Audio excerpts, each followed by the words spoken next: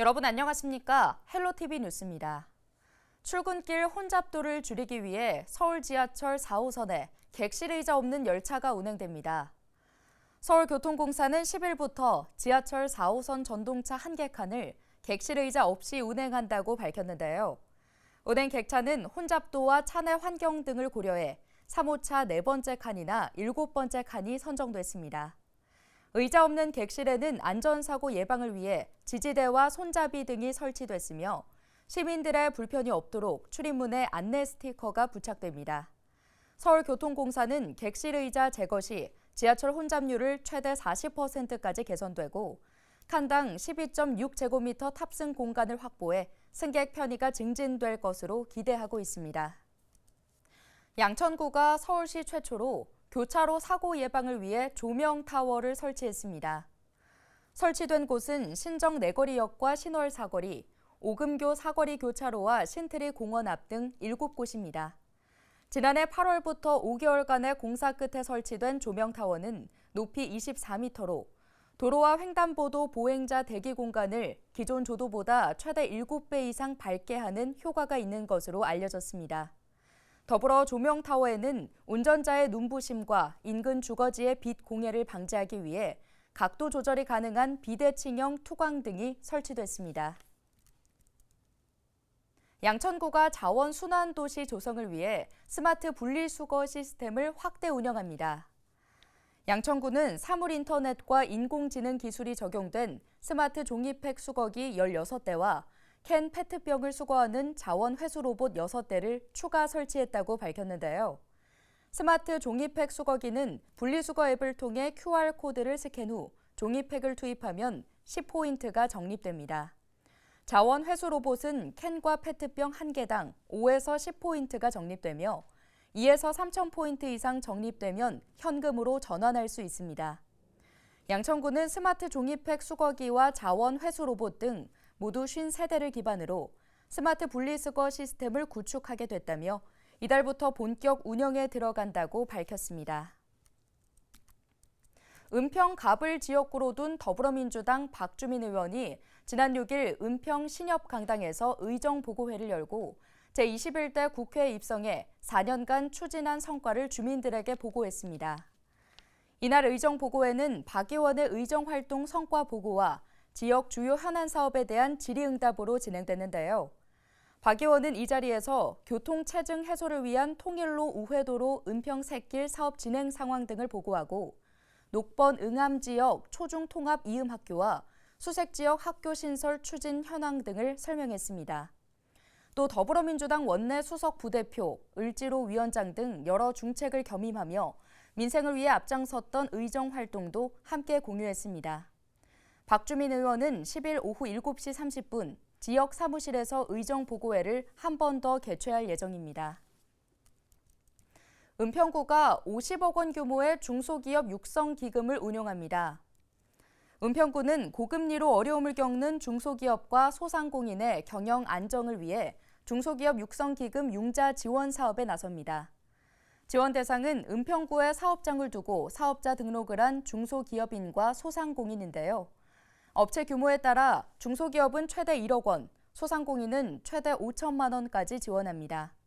대출 금리는 연 1.5%로 상환 조건은 2년 거치 2년 균등 분할 상환 또는 1년 거치 3년 분할 상환입니다. 올해 융자 지원 규모는 50억 원이며 융자금 소진 시까지 운용합니다. 은평구가 거동이 불편한 어르신을 대상으로 찾아가는 의료 서비스를 제공합니다. 은평구는 지난해에 이어 올해도 보건복지부 장기요양 재택의료센터 시범사업 공모에 선정돼 해당 사업을 추진할 수 있게 됐다고 밝혔는데요. 장기요양 재택의료센터 시범사업은 의료진이 집으로 찾아가 진료 등의 돌봄 서비스를 제공하는 사업입니다. 지원 대상은 거동이 불편해 병원 방문이 어려운 재가 장기요양 수급자입니다. 의평구는 사업 추진을 위해 지난달 20일 산림의료복지사회적협동조합 산림의원과 업무 협약을 체결했습니다.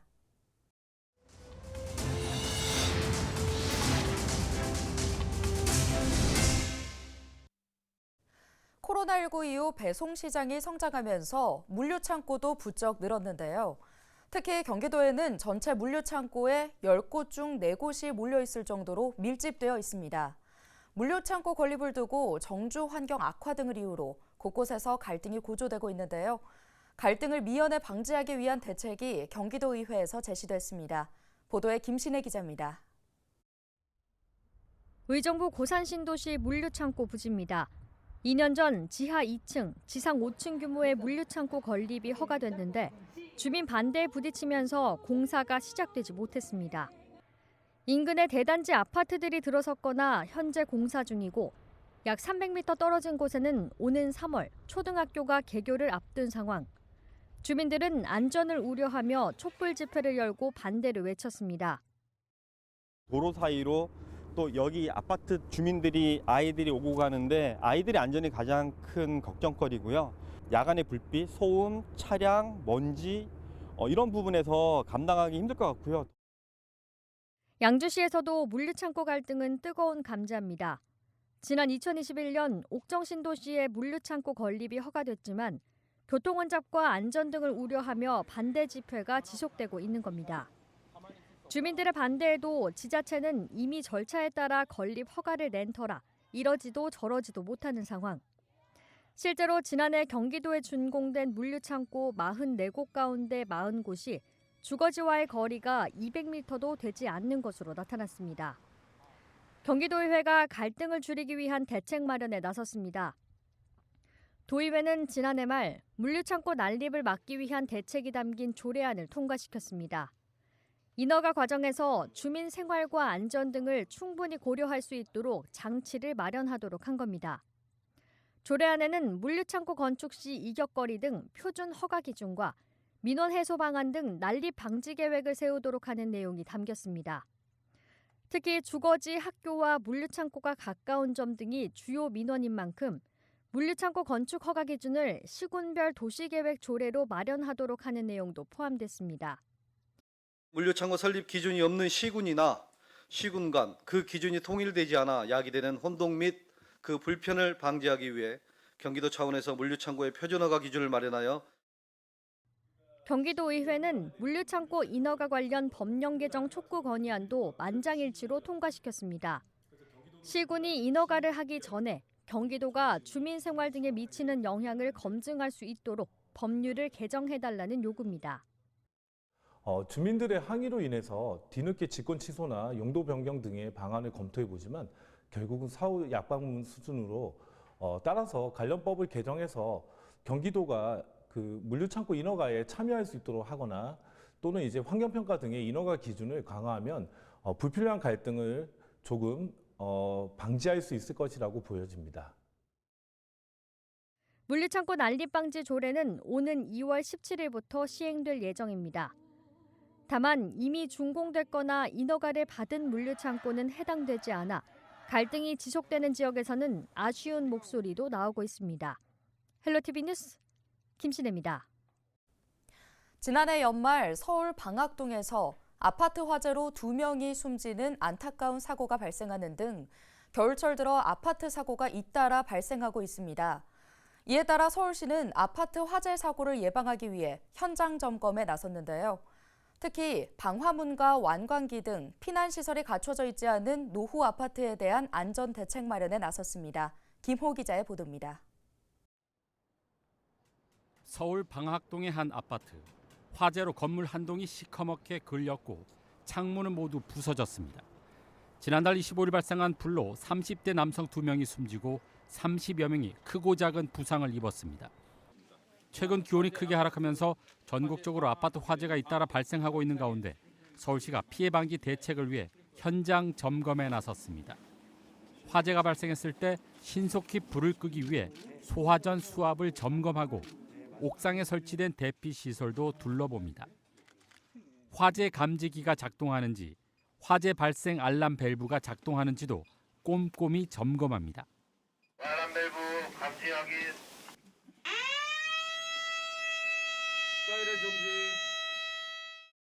이번 점검은 지은 지 20년 이상 된 노후 아파트가 주요 대상입니다. 지난 방학동 아파트 화재의 경우 방화문 부실 관리와 스프링클러 미작동 등으로 피해를 키웠습니다. 따라서 서울시는 소방 피난 규정이 도입되기 전인 지난 2004년 이전 지어진 노후 아파트에 대한 집중 점검을 통해 방화문과 완광기 등 피난 안전 시설을 확충할 수 있도록 적극 지원할 방침입니다. 이 완광기나 방화문에 투자될 수 있도록 법령이 개선될 필요가 있고요. 그렇게 하려면은 국토부에서 법령 개정 작업을 좀 주도해 주셔야 될 부분이 있어서 서울시가 법령 개정을 건의하는 등의 조치를 할 예정입니다. 또 공동주택의 경우 16층 이상으로 바닥 면적이 400제곱미터 미만인 경우 특별 피난 계단 설치 대상에서 제외되지만 계단으로 연기가 확산될 수 있는 만큼 예외 규정을 삭제하도록 국토부에 건의할 예정입니다. 서울시는 10일 저녁 7시부터 모든 아파트에서 화재 상황을 가정한 입주민 자율 대피 훈련을 실시하고 이달 말까지 비상구 등 피난 시설에 대한 관리 실태를 전수조사할 방침입니다. 헬로티비 뉴스 김호입니다.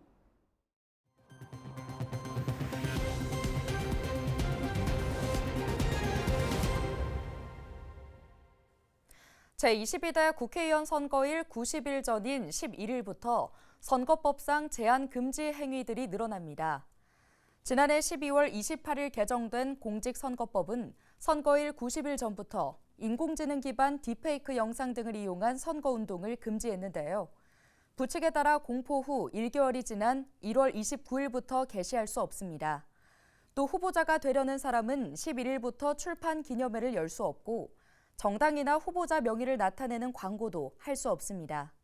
국회의원이나 지방의원은 의정보고회를 열어 선거 구민에게 의정 활동을 보고할 수 없고 출마 예정인 공직자들은 11일까지 사직해야 합니다. 경기도 고양시와 양주시에서 다방업주 2명을 살해한 혐의를 받고 있는 50대 남성 이모 씨에 대한 신상 공개 여부가 10일 결정됩니다. 경기 북부경찰청은 10일 오전 신상정보 공개 심의위원회를 열고 이 씨에 대한 신상 공개 여부를 결정할 계획인데요. 현행법상 범행 수단이 잔인하고 중대 피해가 발생한 사건이나 국민의 알 권리 등의 요건을 충족하면 피의자 얼굴과 성명, 나이 등의 정보를 공개할 수 있습니다. 이 씨는 지난해 12월 30일과 지난 5일 고양시와 양주시에서 혼자 영업하는 다방업주 2명을 잇따라 살해한 혐의로 구속됐습니다. 인천시는 9일 연평도를 방문해 대피시설과 경보시설을 점검하는 등 최근 북한의 연평도 일대 포격 도발과 관련해 상황을 주시하고 있습니다. 인천시 경보통제소는 최초 상황 접수 직후에도 곧바로 서북도서 방위사령부, 연평해병대, 백령해병대와 협조해 북한 도발과 군 대응 상황을 살피는 한편 서해 5도 지역 주민들에게 유의 문자를 발송했습니다. 서해 5도 주민 대피시설은 전체 주민과 관광객 등을 수용할 수 있으며 내부에는 비상식량, 모포 등 필수 비품이 비치돼 있습니다. 북한군은 지난 5일 오전 200여 발을 사격한 데 이어 지난 6일부터 이틀 동안 연평도 북서쪽 장산곶 일대에서 폭약 포탄 등을 발포했습니다. 포탄들은 모두 서해 북방 한계선 NLL 북쪽 해상 완충구역에 떨어졌습니다. 올해 수도권에서 약 8만 8천 가구의 새 아파트 분양이 나올 것으로 보입니다.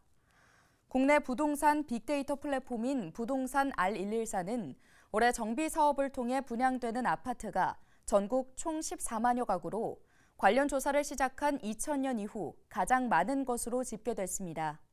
수도권 정비 사업 물량은 8만 8천여 가구가 계획됐는데 절반 정도가 서울에서 풀립니다.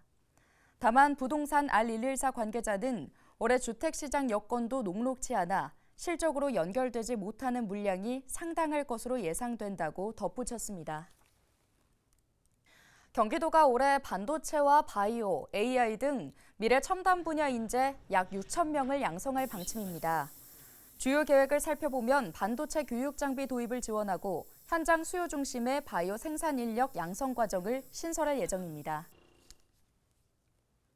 오늘 준비한 소식은 여기까지입니다. 함께해 주신 여러분 고맙습니다.